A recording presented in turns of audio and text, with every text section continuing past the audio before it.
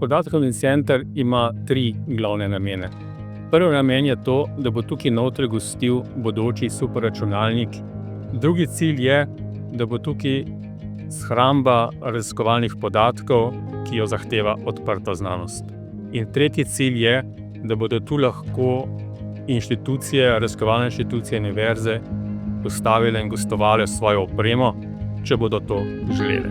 Ob tej priliki bi se rad zahvalil prvič Ministrstvu za visoko šolstvo, znanost in tehnologijo, ki je uvrstilo gradnjo tega centra v slovenski del načrta za okrevanje in odpornost.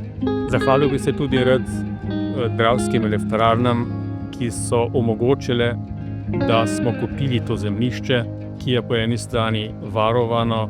In na koncu bi še rad zahvalil vsem mojim sodelavcem na Arnesu, ki so kar nekaj časa, truda in izkušenj vložili v pripravo tega projekta in bodo tudi kasneje skrbeli za njegovo nemoteno obratovanje.